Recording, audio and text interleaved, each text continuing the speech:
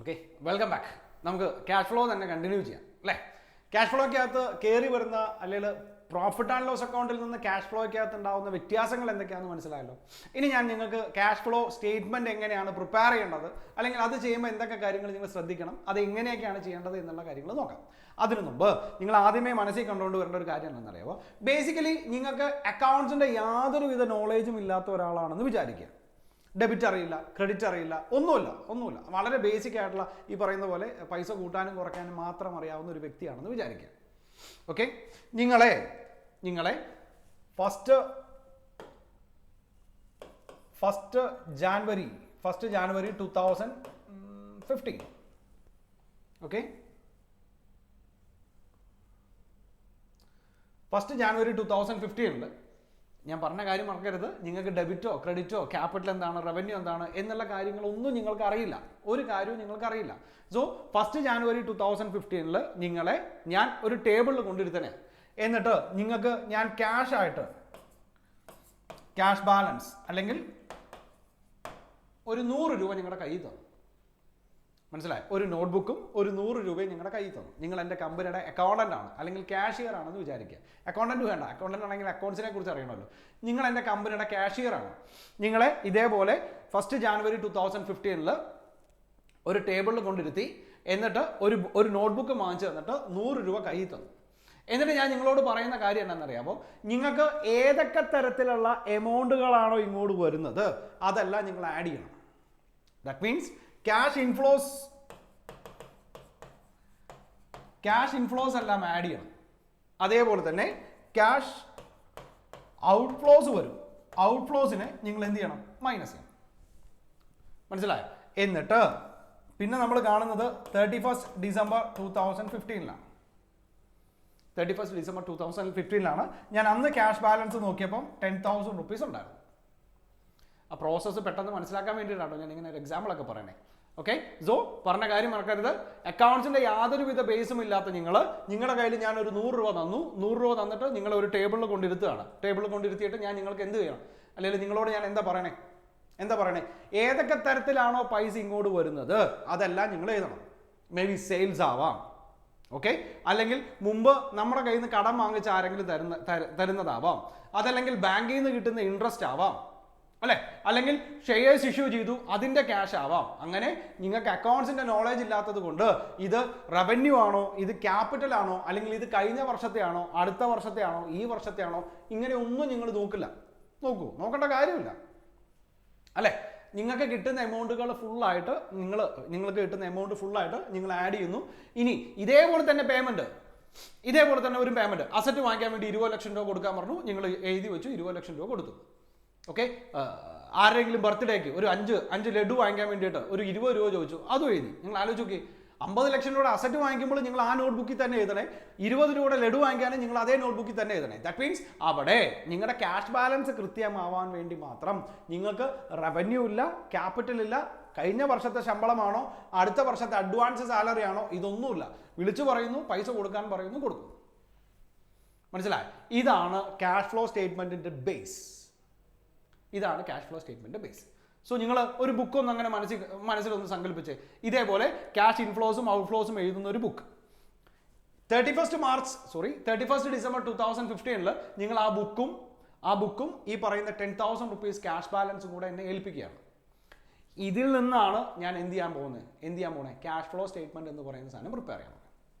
അതായത് ആ ഒരു വർഷത്തെ നടന്നിരിക്കുന്ന മോണിറ്ററി ട്രാൻസാക്ഷൻസ് എല്ലാം ഇവാലുവേറ്റ് ചെയ്തിട്ട് ആ എഴുതി വച്ചിരിക്കുന്ന എൻട്രീസിനെ ഫുള്ളായിട്ട് മൊത്തമായും, ഓക്കെ, അതായത് ആ ബുക്കിനകത്ത് എഴുതി വച്ചിരിക്കുന്ന എല്ലാ ട്രാൻസാക്ഷൻസിനെയും മൊത്തമായിട്ട് ഞാൻ 3 തരംതിരിക്കാൻ പോവുക. The first one is called operating activity, okay, second one is called investing activity, and the third one is called financial activity. Third one is called financial activities. മനസ്സിലായോ? സോ ആ ബുക്കിനകത്ത് നിങ്ങൾ ആർക്കൊക്കെയോ പൈസ കൊടുത്തിട്ടുണ്ട്, ആരിൽ നിന്നൊക്കെയോ നിങ്ങൾ പൈസ വാങ്ങിച്ചിട്ടുണ്ട്. സോ ആ ബുക്കിനകത്ത് എൻട്രി ചെയ്തിരിക്കുന്ന സാധനങ്ങളെ മൊത്തമായിട്ടും ഞാൻ ഈ പറയുന്ന 3 ബേസിലോട്ട് ഡിവൈഡ് ചെയ്തു. The first one is called operating activity, and the second one is called investing activity, and the third one is called the financial activities. മനസ്സിലായോ? ഇനി എന്തൊക്കെയാണ് ഈ ആക്ടിവിറ്റീസ് എന്ന് നോക്കാം. അതായത് കമ്പനിയുടെ ഡേ ടു ഡേ ട്രേഡിംഗ് ആയിട്ട് കയറി വരുന്ന ആക്ടിവിറ്റീസ് എല്ലാമാണ്, അതായത് മെയിൻ സോഴ്സ് ഓഫ് റവന്യൂ എന്ന് പറയാം അല്ലെ. കമ്പനിയുടെ മെയിൻ സോഴ്സ് ഓഫ് റവന്യൂ ആയിട്ട് കയറി വരുന്ന കാര്യങ്ങളെല്ലാമാണ് ഞാൻ എന്തായിട്ട് തരംതിരിക്കണേ, ഈ ഓപ്പറേറ്റിംഗ് ആക്ടിവിറ്റി ആയിട്ട് തരംതിരിക്കണേ. കമ്പനിയുടെ main source of revenues, okay, അതിനെയാണ് നമ്മൾ ഓപ്പറേറ്റിംഗ് ആക്ടിവിറ്റി ആയിട്ട് തരംതിരിക്കണേ. ആൻഡ് ദ നെക്സ്റ്റ് വൺ, കമ്പനിയുടെ ഇൻവെസ്റ്റ്മെന്റിനെ കുറിച്ച് ആലോചിക്കുക. കമ്പനി എവിടെയൊക്കെയാണ് ഇൻവെസ്റ്റ് ചെയ്തത്, അല്ലെങ്കിൽ ഏതൊക്കെയാണ് ഇൻവെസ്റ്റ്മെന്റ് ആയിട്ട് വരുന്നത്, കമ്പനി അതിന്റെ റിട്ടേണും കാര്യങ്ങളെല്ലാം, അതെല്ലാം നമ്മൾ ഏതിനകത്ത് ചെയ്യണം, ഇൻവെസ്റ്റ്മെന്റ് അല്ലെങ്കിൽ ഇൻവെസ്റ്റിംഗ് ആക്ടിവിറ്റീസിനകത്ത് വരണം. കമ്പനിയുടെ ഫിനാൻസ് അല്ലെങ്കിൽ കമ്പനിയുടെ ക്യാപിറ്റലുമായിട്ട് ബന്ധപ്പെട്ട് കയറി വരുന്ന സാധനങ്ങളെ നമ്മൾ ഫിനാൻഷ്യൽ ആക്ടിവിറ്റിയുമായിട്ട് നമുക്ക് ട്രീറ്റ് ചെയ്യാം. ഇനി കുറച്ചും കൂടെ എളുപ്പത്തിൽ പറഞ്ഞു തരുവാണെങ്കിൽ, നിങ്ങളൊരു trading and P and L അക്കൗണ്ടും ബാലൻസ് ഷീറ്റും ഒന്ന് മനസ്സിക്കണ്ടേ. ഒരു trading and P and L അക്കൗണ്ടും ബാലൻസ് ഷീറ്റും, ഓക്കെ. ആ trading and P and L അക്കൗണ്ടിനകത്ത് കയറി വരുന്ന ആക്ടിവിറ്റീസ് എല്ലാം, മേജർ ആക്ടിവിറ്റീസ് എല്ലാം നമുക്ക് ഏതിനകത്ത് കാണിക്കാം, നമ്മുടെ ഓപ്പറേറ്റിംഗ് ആക്ടിവിറ്റീസ് ആയിട്ട് കാണിക്കാം. Trading and P and L account, മനസ്സിലായോ? അതായത് അതാണ് നമ്മുടെ മേജർ സോഴ്സ് ഓഫ് റവന്യൂ അല്ലെ. Sales, purchase, wages, salary, rent, rights, tax, ഈ പറയുന്നതെല്ലാമാണ് നമ്മുടെ മേജർ സോഴ്സ് ഓഫ് ആക്ടിവിറ്റീസ്. ആ പറയുന്ന ട്രേഡിംഗ് ആൻഡ് പി ആൻഡ് എല്ലിനകത്ത് കയറി വരുന്ന ആ സോഴ്സ് ഓഫ് ആക്ടിവിറ്റീസിനെ ഫുള്ളായിട്ട് നമുക്ക് ഏതിനകത്ത് കാണിക്കാം, ഓപ്പറേറ്റിംഗ് ആക്ടിവിറ്റിക്കകത്ത് കാണിക്കാം. ആൻഡ് ദ സെക്കൻഡ് പാർട്ട് എന്ന് പറയുന്നത് ബാലൻസ് ഷീറ്റാണ്. ബാലൻസ് ഷീറ്റിനകത്ത് അസറ്റ് സൈഡും ലൈബിലിറ്റി സൈഡും വരുന്ന കാര്യങ്ങളെല്ലാം, അസറ്റ് ആൻഡ് ലൈബിലിറ്റീസ്, നമുക്ക് ഏത് ആക്ടിവിറ്റി ആയിട്ട് ട്രീറ്റ് ചെയ്യാം, ഇൻവെസ്റ്റിംഗ് ആക്ടിവിറ്റി ആയിട്ട് ട്രീറ്റ് ചെയ്യാം. മക്കളെ ഇതൊരു റൂളല്ല കേട്ടോ, ഇതൊരു റൂളല്ല, ഞാൻ ഇത് നിങ്ങൾക്ക് പെട്ടെന്ന് മനസ്സിലാവാൻ വേണ്ടി പറഞ്ഞു തരുന്നു മാത്രം. ഓക്കെ, പ്രോബ്ലം ചെയ്യാൻ കുറച്ചും കൂടെ എളുപ്പത്തിൽ പെട്ടെന്ന് കാര്യങ്ങൾ മനസ്സിലാക്കാൻ വേണ്ടി ഞാൻ പറഞ്ഞു തരുന്നു മാത്രം. സോ ബാലൻസ് ഷീറ്റിന്റെ അസറ്റ് ആൻഡ് ലൈബിലിറ്റി സൈഡിനകത്ത് വരുന്ന കാര്യങ്ങൾ, അസറ്റ് ആൻഡ് ലൈബിലിറ്റി സൈഡിനകത്ത് കയറി വരുന്ന കാര്യങ്ങളെല്ലാം ഇൻവെസ്റ്റിംഗ് ആക്ടിവിറ്റീസിനകത്ത് എഴുതാം. ഇനി അതേ ബാലൻസ് ഷീറ്റിനകത്ത് ഇക്വിറ്റി ആയിട്ട് കയറി വരുന്നതിനെ, ഇക്വിറ്റി സൈഡിനകത്ത് കയറി വരുന്നതിനെ, അതും കൂടെ ഞാൻ പറയാം. ബാലൻസ് ഷീറ്റിന് രണ്ട് ഭാഗമാണ്, ഒന്ന് അസറ്റും പിന്നൊന്ന് ലൈബിലിറ്റി അല്ല, ഇക്വിറ്റീസ് ആൻഡ് ലൈബിലിറ്റീസാണ്. മനസ്സിലായോ? ബാലൻസ് ഷീറ്റിന്റെ അസറ്റും ലൈബിലിറ്റിയും തീർന്നു, പിന്നെ എങ്ങനെ ഇക്വിറ്റി വന്നതെന്ന് ചോദിക്കരുത്. ബാലൻസ് ഷീറ്റിന്റെ അസറ്റ് സൈഡ് അസറ്റ് തന്നെയാണ്, ലൈബിലിറ്റി സൈഡിനെ നമ്മൾ രണ്ടായിട്ടാണ് തരംതിരിക്കാറ്. The first part is called equity. കമ്പനിയുടെ ഇക്വിറ്റിയും പ്രിഫറൻസും ഷെയർസും ആ കാര്യങ്ങളെല്ലാം കാണിക്കുന്നതിനെ നമ്മൾ ഇക്വിറ്റി പാർട്ട് എന്നാണ് പറയുന്നത്. അതിൻ്റെ താഴെ നമ്മൾ കുറച്ച് കാര്യങ്ങൾ ചെയ്തില്ലേ, ഈ ബാങ്ക് ലോണ്, മറ്റേ നമ്മുടെ ക്രെഡിറ്റേഴ്സ് എന്നൊക്കെ പറഞ്ഞിട്ട്, അതിനെയാണ് നമ്മൾ എന്തായിട്ട് ട്രീറ്റ് ചെയ്യണേ, ലൈബിലിറ്റി ആയിട്ട് ട്രീറ്റ് ചെയ്യണേ. മനസ്സിലായി? സോ ആ ലൈബിലിറ്റി സൈഡിലെ മുകളിലെ പാർട്ടിന് ഇക്വിറ്റി എന്ന് പറയും. ആ ഇക്വിറ്റി ആയിട്ട് കയറി വരുന്ന സാധനങ്ങളൊക്കെയാണ് നമ്മൾ എവിടെ എഴുതണേ, ഈ പറയുന്ന ഫിനാൻസിങ് ആക്ടിവിറ്റീസിനകത്ത് എഴുതണേ. ഓക്കെ, ആൻഡ് അസറ്റോ ലൈബിലിറ്റി ആയിട്ട് കയറി വരുന്ന കാര്യങ്ങളെയാണ് നമ്മൾ എന്തായിട്ട് ട്രീറ്റ് ചെയ്യണേ, ഈ പറയുന്ന ഇൻവെസ്റ്റിംഗ് ആക്ടിവിറ്റി ആയിട്ട് ട്രീറ്റ് ചെയ്യണേ. ഓക്കെ, സോ ജനുവരി 1-ാം തീയതി 100 രൂപ തന്ന് നിങ്ങളെ ഒരു സ്ഥലത്ത് കൊണ്ടിരുത്തി ക്യാഷ് ഇൻഫ്ലോസും ക്യാഷ് ഔട്ട്ഫ്ലോസും എല്ലാം എഴുതാൻ പറഞ്ഞു. ആ ബുക്കും 10,000 രൂപ ക്യാഷ് ബാലൻസും കൂടെ നിങ്ങൾ എനിക്ക് തന്നു. ഞാൻ നോക്കിയപ്പോൾ അതിനകത്ത് കുറേ ട്രാൻസാക്ഷൻസ് ഉണ്ട്. ആ ട്രാൻസാക്ഷൻസിനെ മൊത്തമായിട്ടും, അല്ലെങ്കിൽ ആ ട്രാൻസാക്ഷനിൽ നിന്ന് ഞാൻ ക്യാഷ് ഫ്ലോ സ്റ്റേറ്റ്മെന്റ്സ് പ്രിപ്പയർ ചെയ്യാൻ പോവാണ്. അങ്ങനെ പ്രിപ്പയർ ചെയ്യുന്ന നേരത്ത് ഇതേപോലെ അതിനകത്ത് എഴുതിയിരിക്കുന്ന ട്രാൻസാക്ഷൻസിനെ മൊത്തമായിട്ടും ഞാൻ 3 ആയിട്ട് തരംതിരിച്ചു. The first one is called operating activity, and second one is called investing activity, and third one is financing activities. കമ്പനിയുടെ മെയിൻ സോഴ്സ് ഓഫ് റവന്യൂ എന്താണ് എന്ന് മനസ്സിലാക്കാൻ വേണ്ടിയിട്ട് ഞാൻ എന്ത് ചെയ്തു, അതിനെ ഓപ്പറേറ്റിംഗ് ആക്ടിവിറ്റിയിലോട്ട് മാറ്റി. ആൻഡ് ദ സെക്കൻഡ് വൺ, കമ്പനിയുടെ ഇൻവെസ്റ്റ്മെന്റ്സ് എന്തൊക്കെയാണെന്ന് മനസ്സിലാക്കാൻ വേണ്ടിയിട്ട് ഞാൻ അതിനെ ഏതിലോട്ട് മാറ്റി, ഇൻവെസ്റ്റിംഗ് ആക്ടിവിറ്റിയിലോട്ട് മാറ്റി.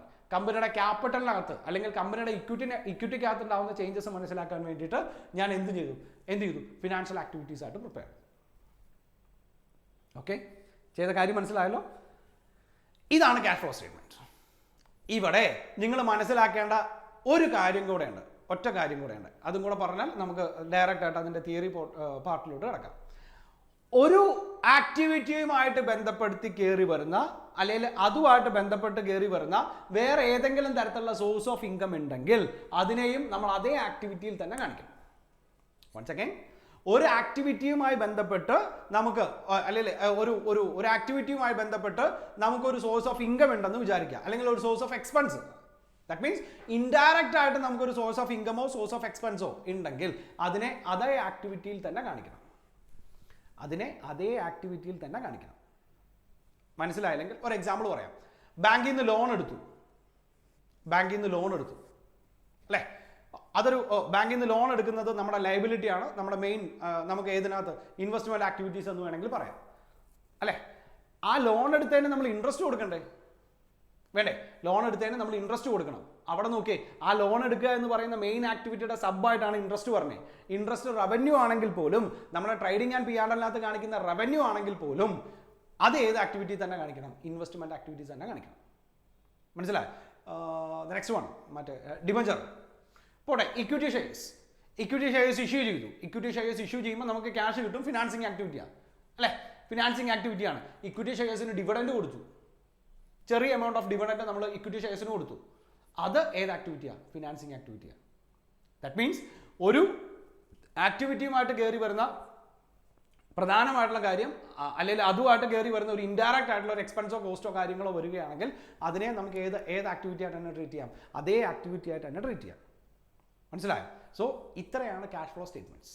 ഇത്രയും കാര്യങ്ങൾ മനസ്സിലാക്കിയാൽ, ഇത്രയും കാര്യങ്ങൾ നോക്കിയാൽ നമുക്ക് പെട്ടെന്ന് തന്നെ ക്യാഷ് ഫ്ലോ സ്റ്റേറ്റ്മെന്റ്സിന്റെ കാര്യങ്ങളിലോട്ട് കിടക്കാം. ഓക്കെ, നമുക്ക് നോക്കാം ക്യാഷ് ഫ്ലോ സ്റ്റേറ്റ്മെന്റ് എന്താണ്, അതിനകത്ത് എന്തൊക്കെ കാര്യങ്ങളാണ് എന്നുള്ള കാര്യങ്ങൾ നോക്കാം. നോക്കി, statement of cash flow. Statement of cash flow means inflow and outflow of cash and cash equivalence. അതായത് ഇവിടെ നിങ്ങൾ മനസ്സിലാക്കേണ്ട ഒരു കാര്യം,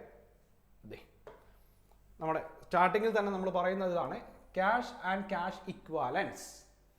മനസ്സിലായി? അതായത് സാധാരണ ക്യാഷ് ഫ്ലോ സ്റ്റേറ്റ്മെന്റ് എന്ന് പറയുന്നതിനകത്ത് നമ്മൾ ക്യാഷ് എന്ന് പറയുന്ന സാധനം മാത്രമല്ല നമ്മൾ മെൻഷൻ ചെയ്യാറ്, ക്യാഷ് ആൻഡ് ക്യാഷ് ഇക്വാലൻസ്. അവിടെ രണ്ട് പാർട്ടായിട്ടാണ് നിങ്ങൾ നോക്കണം. ക്യാഷ് എന്താണെന്ന് നോക്കണം, അല്ലെങ്കിൽ എന്തിനൊക്കെയാണ് നമ്മൾ ക്യാഷ് എന്ന് പറയണമെന്ന് നോക്കണം. അതേപോലെ തന്നെ ക്യാഷ് ഇക്വാലൻസ് എന്തൊക്കെയാണെന്ന് നോക്കണം. മനസ്സിലായി? അതിന്റെ ഇൻഫ്ലോസും ഔട്ട്ഫ്ലോസും എഴുതുന്നതാണ്. Okay, it is an additional information provide to the user of the accounts in the form of statement which reflects the various source from where the cash generated. It's called cash inflow. എവിടെ നിന്നൊക്കെയാണോ, ഏതൊക്കെ സോഴ്സിൽ നിന്നാണോ cash വന്നിരിക്കുന്നത് അത് mention ചെയ്യുന്നുണ്ട്. കൂടാതെ during the relevant ഏതും കൂടെ year and how these inflows are utilised by the entity. It's called outflow. So ഏതൊക്കെ സോഴ്സിൽ നിന്നാണ് ക്യാഷ് വന്നിരിക്കണേന്ന് അറിയാം, ഏതൊക്കെ സോഴ്സിലോട്ടാണ് ക്യാഷ് പോയിരിക്കണേ, എങ്ങനെയൊക്കെയാണ് ക്യാഷ് പോയിരിക്കണേ എന്ന് മനസ്സിലാവും. ഇത് കാണിക്കുന്ന ഒരു അഡീഷണൽ സ്റ്റേറ്റ്മെന്റ്സിനെയാണ് നമ്മൾ എന്തെന്ന് പറയണേ? ക്യാഷ് ഫ്ലോ സ്റ്റേറ്റ്മെന്റ് എന്ന് പറയണേ. Okay, this information is very useful to the user to evaluate the ability of an entity to generate cash and cash equivalents and the timing and certainty of their generation. So ഇതിൽ നിന്ന് നോക്കുമ്പോൾ നമുക്ക് മനസ്സിലാക്കാൻ പറ്റുന്നത് profit ഉണ്ടാക്കാൻ പറ്റുമോ എന്നുള്ള ability അല്ല, ക്യാഷ് ജനറേറ്റ് ചെയ്യാൻ പറ്റുമോ, ക്യാഷ് ഇൻഫ്ലോസ് ഉണ്ടാക്കാൻ പറ്റുമോ എന്നാണ് നമുക്ക് മനസ്സിലാക്കാൻ പറ്റും. Okay, objectives and benefits of cash flows എന്തൊക്കെയാണെന്ന് നോക്കാം. Ability to generate cash and cash equivalents and utilization of the cash flows, further requirements of generating cash and cash equivalents, timing, nature and certainty of generation of the future cash flows, and to check the past assessment accuracy and the change in the capital structures. സാധാരണ രീതിയിൽ ഒരു cash flow statements നോക്കുമ്പോൾ നമുക്ക് മനസ്സിലാക്കാൻ പറ്റുന്ന കാര്യങ്ങളെയാണ് അവർ എന്തായിട്ട് treat ചെയ്തിരിക്കുന്നത്, അതിന്റെ ഒബ്ജക്റ്റീവായിട്ട് ട്രീറ്റ് ചെയ്തിരിക്കുന്നത്. ഇനി നമ്മൾ ഡിസ്കസ് ചെയ്യാൻ പോകുന്ന കാര്യം അതാ. അതായത് പറഞ്ഞ കാര്യം എന്തായിരുന്നു? ക്യാഷ് ആൻഡ് ക്യാഷ് ഇക്വാലൻസ് അല്ലേ, ഇങ്ങനെയാണ് പറഞ്ഞത്. സോ ഇവിടെ രണ്ട് പാർട്ടാണ്, ക്യാഷും ക്യാഷ് ഇക്വാലൻസും. അതിനകത്ത് ഓക്കെ, ക്യാഷ് എന്ന് വെച്ചാൽ cash includes cash in hand, cash at bank and demand deposit with banks. Cash എന്ന് പറയുന്ന ഡെഫിനിഷനകത്ത് കയറി വരുന്നത് ക്യാഷ് മാത്രമല്ല, ക്യാഷ് ഉണ്ട്, ക്യാഷ് അറ്റ് ബാങ്ക് ഉണ്ട് അല്ലേ, അതായത് ലിക്വിഡ് ക്യാഷ് ഉണ്ട്, ക്യാഷ് അറ്റ് ബാങ്ക് ഉണ്ട്, കൂടാതെ ഏതും കൂടെ ഉണ്ട്, ഡിമാൻഡ് ഡെപ്പോസിറ്റ് വിത്ത് ബാങ്ക്സ്. ഫിക്സഡ് അല്ല, ഡിമാൻഡ് ഡെപ്പോസിറ്റ്സ്. എന്താ ഡിമാൻഡ് ഡെപ്പോസിറ്റ്സ്? നമ്മൾ പോയി ഡിമാൻഡ് ചെയ്യുമ്പോൾ അപ്പോൾ തന്നെ നമുക്ക് അതിനെ ലിക്വിഡ് ക്യാഷ് ആക്കാൻ പറ്റുന്ന ഡെപ്പോസിറ്റ്സിനെയാണ് നമ്മൾ എന്തെന്ന് പറയുന്നത്? ഡിമാൻഡ് ഡെപ്പോസിറ്റ്സ് എന്ന് പറയുന്നത്. സോ ക്യാഷ് എന്ന് പറയുന്ന ഡെഫിനിഷനകത്ത് മൂന്ന് കാര്യങ്ങളാണ് കയറി വരുന്നത്. ഇതേപോലെ തന്നെ ഇമ്പോർട്ടൻ്റ് ആയിട്ട് നമുക്ക് പറയാം എന്തൊക്കെയാണ് ക്യാഷ് ഇക്വാലൻസ് എന്ന്. Cash equivalence. An asset can be called as a cash equivalent when it satisfies the following conditions. രണ്ട് കണ്ടീഷൻസ് പറയുന്നുണ്ട്. ആ രണ്ട് കണ്ടീഷൻസ് സാറ്റിസ്ഫൈ ചെയ്യാൻ പറ്റുമെങ്കിൽ അതിനെ നമുക്ക് എന്തെന്ന് പറയാം? ക്യാഷ് ഇക്വാലൻസ് എന്ന് പറയാം. The first one, short term ആണ് high liquidity of investment which are readily convertible into cash. That means short term ഡെപ്പോസിറ്റുകളായിരിക്കണം. നമുക്ക് അതിന് എന്താണ് ക്വിക്കായിട്ട് ഏതിലോട്ട് കൺവേർട്ട് ചെയ്യാം? ക്യാഷ് ആയിട്ട് കൺവേർട്ട് ചെയ്യാം. പെട്ടെന്ന് കൺവേർട്ട് ചെയ്യാൻ പറ്റുന്നതിനാണ് നമ്മൾ ലിക്വിഡിറ്റി എന്ന് പറയുന്നത്. മനസ്സിലായി? പെട്ടെന്ന് തന്നെ നമുക്ക് അതിനെ ക്യാഷ് ആയിട്ട് കൺവേർട്ട് ചെയ്യാൻ പറ്റണം. Condition number 1. Condition number 2, conversion into cash is subject to significant risk of changes in value. That means short time investment is an investment which has a maturity of less than or equal to 3 months from the date of acquisition. അതായത് അവിടെ cash equivalence എന്ന് പറയുന്നതിനകത്ത് ഈ പറയുന്ന പോലെ രണ്ട് കാര്യങ്ങളാണ് പറഞ്ഞിരിക്കുന്നത്. ഒന്ന് risk of changes in value and the second one is called 3 months. Maximum എത്ര പീരീഡാണ് പറയണേ? ഇൻവെസ്റ്റ്മെന്റ് ആണെങ്കിൽ 3 മാസം വരെയുള്ള. സോ ക്യാഷ് ഫ്ലോ സ്റ്റേറ്റ്മെന്റ് എന്ന് പറയുന്നതിനകത്ത് ആ ക്യാഷ് എന്ന് പറയുന്ന വേർഡിനെ നമ്മൾ രണ്ടായിട്ട് സ്പ്ലിറ്റ് ചെയ്യുന്നു, ക്യാഷ് ആൻഡ് ക്യാഷ് ഇക്വാലൻസ്. ആ ക്യാഷിനെ എഗെയിൻ മൂന്നായിട്ട് നോക്കുന്നു. ക്യാഷ് ഇൻ ഹാൻഡ് വരും, ക്യാഷ് അറ്റ് ബാങ്ക് വരും, ഡിമാൻഡ് ഡെപ്പോസിറ്റ്സ് വരും. പിന്നെ പറഞ്ഞത് ക്യാഷ് ഇക്വാലൻസ് ആണ്. റെഡിലി അല്ലെങ്കിൽ വളരെയധികം ലിക്വിഡിറ്റി ഉള്ള ഇൻവെസ്റ്റ്മെന്റ്സിനെയാണ് നമ്മൾ എന്തെന്ന് പറയുന്നത്, ക്യാഷ് ഇക്വാലൻസ് എന്ന് പറയുന്നത്. അതിനകത്ത് എക്സാമ്പിളും കൊടുത്തിട്ടുണ്ട്. ട്രഷറി ബിൽസ്, ഗവൺമെന്റിന്റെ treasury bills, government securities having maturity within 3 months from the date of acquisition. മനസ്സിലായി? സോ ഇതിനെയാണ് നമ്മൾ എന്തെന്ന് പറയുന്നത്, നമ്മുടെ ക്യാഷ് ഇക്വാലൻസ് എന്ന് പറയുന്നത്. സോ ഇത്രയും കാര്യങ്ങളാണ് ക്യാഷ് ഫ്ലോ സ്റ്റേറ്റ്മെന്റിനകത്ത് നമ്മൾ എഴുതുന്നത്. ഇനി നോക്കി, സ്റ്റേറ്റ്മെന്റ് ഓഫ് ക്യാഷ് ഫ്ലോ അതിന്റെ ഫോർമാറ്റ് ആണ് തന്നിരിക്കുന്നത്. അതായത് നമ്മൾ നേരത്തെ പറഞ്ഞതുപോലെ cash flow from operating activity എഴുതി, cash flow from investing activity എഴുതി, and cash flow from financing ആക്ടിവിറ്റീസും എഴുതി. അതിന്റെ കൂടെ add opening cash and cash equivalents ചെയ്യുന്ന നേരത്ത് നമുക്ക് എന്ത് കിട്ടണം, ക്ലോസിംഗ് ക്യാഷ് ബാലൻസ് കിട്ടണം, അല്ലെ? അതായത് ഈ വർഷത്തെ ക്യാഷിന്റെ ട്രീറ്റ്മെന്റുകളെയാണ് നമ്മൾ ഈ 3 ആക്ടിവിറ്റി ആയിട്ട് തരംതിരിച്ചിരിക്കുന്നത്. അതിന്റെ കൂടെ ഓപ്പണിംഗ് ക്യാഷ് ഫ്ലോ ആഡ് ചെയ്തു, നമുക്ക് എന്ത് കിട്ടും, ക്ലോസിംഗ് ക്യാഷ് ഫ്ലോസ് കിട്ടും. ഓരോന്നും ഡിസ്കസ് ചെയ്യാം. എന്താണ് ഓപ്പറേറ്റിംഗ് ആക്ടിവിറ്റീസ്? നമ്മൾ പറഞ്ഞതാ, the principal revenue producing activities called operating activity. കമ്പനിയുടെ ഏറ്റവും പ്രധാനമായിട്ട് റവന്യൂ പ്രൊഡ്യൂസ് ചെയ്യുന്ന ആക്ടിവിറ്റിയാണ് നമ്മൾ ഓപ്പറേറ്റിംഗ് ആക്ടിവിറ്റി എന്ന് പറയുന്നത്. അതിനകത്ത് activities which cannot B classified as investing or financing activities, അതായത് നോർമലായിട്ട് ഇതിൽ മാത്രം ഇൻവെസ്റ്റിംഗ് ആയിട്ടോ ഫിനാൻസിംഗോ ചാർജ് ചെയ്യാൻ പറ്റാത്തതിനെയാണ് നമ്മൾ എന്തെന്ന് പറയുന്നത്, ഓപ്പറേറ്റിംഗ് എന്ന് പറയുന്നത്. നിങ്ങൾ ആ പി ആൻഡ് എൽ അക്കൗണ്ട് മാത്രം ഒന്ന് ഓർമ്മ വെച്ചാൽ മതി. Trading and P and L അക്കൗണ്ടിനകത്ത് സാധാരണ രീതിയിൽ വരുന്നത് ഈ പറയുന്ന പോലെ മേജർ സോഴ്സ് ഓഫ് റവന്യൂ ചെയ്യുന്നതാണ്, അല്ലേ? അതിനെയാണ് നമ്മൾ എന്തെന്ന് പറയുന്നത്, ക്യാഷ് ഫ്ലോ സ്റ്റേറ്റ്മെന്റ് എന്ന് പറയുന്നത്. ഓപ്പറേറ്റിംഗ് ആക്ടിവിറ്റി ആയിട്ട് പറയണേ. ഇനി അതിനകത്ത് എന്തൊക്കെ വരും നോക്കി, cash received from sale of goods or services, sale ചെയ്യുന്നതിൽ നിന്ന് കിട്ടുന്ന cash. Payments made to the supplies, പർച്ചേസിന് കൊടുക്കുന്ന cash.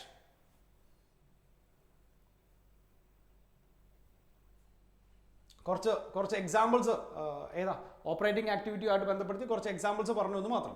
Receipt of royalty, fees, commission or other revenue, and payment to employees, salaries, payment to other operating expenses, റെന്റോ റൈറ്റ്സോ ടാക്സോ അങ്ങനെയുള്ള സാധനങ്ങൾ. Insurance premium payment and claim receipts, okay, and cash theft and cash received from insurance claim on fire accident. അതായത് ഓപ്പറേറ്റിംഗ് ആക്ടിവിറ്റിക്കകത്ത് കയറി വരുന്ന കുറച്ച് ഐറ്റംസ്. ഓക്കെ, നിങ്ങൾ ആ ട്രേഡിംഗ് ആൻഡ് പി ആൻഡ് എല്ലിനകത്ത് കമ്പനിയുടെ മേജർ സോഴ്സ് ഓഫ് റവന്യൂ എന്തൊക്കെയാണെന്ന് അറിയാം. അതിനാണ് അവിടെ ആകെ ചെയ്യേണ്ടത്, നമ്മുടെ ഔട്ട്ഫ്ലോ ഏതാണ് ഇൻഫ്ലോ ഏതാണ് എന്ന് തിരിച്ചറിയുക എന്ന് മാത്രം. മനസ്സിലായോ? ഇനി നമ്മുടെ investing activities, the purchase and sales of long term assets and other investments which are not cash equivalents and income received from investment. ഈ പറയുന്ന രണ്ട് കാര്യങ്ങൾ, അതായത് നമ്മുടെ long term assets and other investments number 1, കൂടാതെ നമ്മൾ നേരത്തെ പറഞ്ഞതുപോലെ അതുമായിട്ട് സബായിട്ട് കയറി വരുന്ന ഏത്, ഇൻകം റിസീവ്ഡ് ഫ്രം ഇൻവെസ്റ്റ്മെന്റ്. നമ്മൾ വേറെ ഏതെങ്കിലും ഒരു കമ്പനിയുടെ ഷെയർ വാങ്ങിച്ചു, it's A type of investment, അല്ലെ? ആ കമ്പനി ഡിവിഡൻഡ് നമുക്ക് ഡിക്ലെയർ ചെയ്ത് തന്നു, അല്ലെ? അതെന്താ, അതിൽ നിന്ന് കിട്ടുന്ന ഒരു അഡീഷണൽ ഇൻവെസ്റ്റ്മെന്റ് അല്ലെങ്കിൽ അഡീഷണൽ ഇൻകം ആണ്. സോ ഇത് രണ്ടും ഏത് ആക്ടിവിറ്റിയാണ്, ഇൻവെസ്റ്റ്മെന്റ് ആക്ടിവിറ്റിയാണ്. പറഞ്ഞ മനസ്സിലായല്ലോ? നമ്മൾ ഇൻവെസ്റ്റ്മെന്റിന് വേണ്ടി മാത്രം വേറൊരു കമ്പനിയുടെ ഷെയർ വാങ്ങിക്കുന്നു, അത് ഇൻവെസ്റ്റിംഗ് ആക്ടിവിറ്റിയാണ്. ആ കമ്പനി നമുക്ക് ഡിവിഡൻഡ് തരുന്നു, അതും ഏത് ആക്ടിവിറ്റി തന്നെയാണ്, ഈ പറയുന്ന ഇൻവെസ്റ്റിംഗ് ആക്ടിവിറ്റീസ് തന്നെയാണ്. മനസ്സിലായി? And the third one is called financing activities. Okay, the activities which change the sales on the composition of contributed equity. ഇക്വിറ്റിക്കകത്ത് ഉണ്ടാകുന്ന വ്യത്യാസങ്ങൾ അതുമായിട്ട് കയറി വരുന്നതിനാണ് നമ്മൾ എന്തെന്ന് പറയുന്നത്, ഫിനാൻസിംഗ് ആക്ടിവിറ്റീസ് എന്ന് പറയുന്നത്. Borrowing and repayment of borrowings, debentures, finance cost on equity preference. Finance cost എന്ന് വെച്ചാൽ ഈ പറയുന്നത് പോലെ നമ്മുടെ ഷെയർ ഹോൾഡേഴ്സിന് നമ്മൾ ഡിവിഡൻഡ് കൊടുത്തു, അത് ഫിനാൻസ് കോസ്റ്റാണ്, അല്ലെ? നമ്മുടെ ഡിബഞ്ചേഴ്സിന് നമ്മൾ ഇൻട്രസ്റ്റ് കൊടുത്തു, അത് കോസ്റ്റാ, ഫിനാൻസ് കോസ്റ്റാ. അങ്ങനെ വരുന്ന ഫിനാൻസ് കോസ്റ്റും ഏത് ആക്ടിവിറ്റി ആയിട്ട് തന്നെ വരും, ഈ പറയുന്നത് പോലെ നമ്മുടെ ഫിനാൻസിങ് ആക്ടിവിറ്റി ആയിട്ട് തന്നെ വരും. അതിനകത്തുള്ള കുറച്ച് എക്സാമ്പിൾസ് ആണ് പറഞ്ഞിരിക്കുന്നത്. Issue of equity and preference share capital, buyback of equity shares, borrowing loans and issue of debentures, repayment of loans and redemption of debentures, interest payment, preference dividend payment, equity dividend payment, cash payment by a lessee for the reduction of outstanding liabilities. കുറച്ച് examples പറഞ്ഞിരിക്കുന്നു മാത്രം. So cash flow സ്റ്റേറ്റ്മെന്റ്സിനകത്തുള്ള cash എന്താണെന്ന് മനസ്സിലായി, ആ cash flow സ്റ്റേറ്റ്മെന്റ്സിന്റെ 3 activities എന്തൊക്കെയാണെന്ന് മനസ്സിലായി, അതിനകത്ത് വരുന്ന മേജർ ആയിട്ടുള്ള കാര്യങ്ങൾ എന്തൊക്കെയാണെന്ന് മനസ്സിലായി. ഇനി ഒരു കാര്യം കൂടെ നമുക്ക് പഠിക്കാനുള്ളത്, ക്യാഷ് ഫ്ലോ സ്റ്റേറ്റ്മെന്റ്സ് പ്രിപ്പയർ ചെയ്യുന്നത് 2 മെത്തേഡിലാണ്. ഒന്നിനെ നമ്മൾ ഡയറക്റ്റ് മെത്തേഡ് എന്നും പറയും, പിന്നെ ഒന്നിനെ നമുക്ക് ഇൻഡയറക്റ്റ് മെത്തേഡ് എന്നും പറയാം. അവിടെ 3 ആക്ടിവിറ്റിയിൽ ഒരു മെത്തേഡ് മാത്രം അല്ലെങ്കിൽ ഒരു ആക്ടിവിറ്റി മാത്രമാണ് 2 മെത്തേഡിനകത്ത് ചേഞ്ച് വരുന്നത്. ഏതാണെന്നറിയാവോ? Operating activity. മനസ്സിലായോ? ബാക്കിയുള്ള ഇൻവെസ്റ്റിംഗ് ആക്ടിവിറ്റീസും ഫിനാൻസിങ് ആക്ടിവിറ്റീസും സെയിം ആണ്, രണ്ടും സെയിം ആണ്. നമുക്ക് എന്ത് ചെയ്യാം, ഓപ്പറേറ്റിംഗ് ആക്ടിവിറ്റിക്കകത്ത് മാത്രമാണ് ഇതിൻ്റെ ഒരു ഡിഫറൻസ് ആയിട്ട് കയറി വരുന്നത്. ഓക്കെ, നമുക്ക് അടുത്ത വീഡിയോയിൽ നമുക്ക് പ്രോബ്ലം തന്നെ സ്റ്റാർട്ട് ചെയ്യാം. ഞാൻ ഈ നോട്ട്സ് നിങ്ങളുടെ അസൈൻമെൻ്റ് ആയിട്ട് തരാം. നിങ്ങൾക്കപ്പം അതൊന്ന് വായിച്ച് നോക്കിയാൽ മതി. എന്നിട്ട് നമുക്ക് അടുത്ത വീഡിയോയിൽ നമുക്ക് പ്രോബ്ലം സ്റ്റാർട്ട് ചെയ്യാം. Okay, by.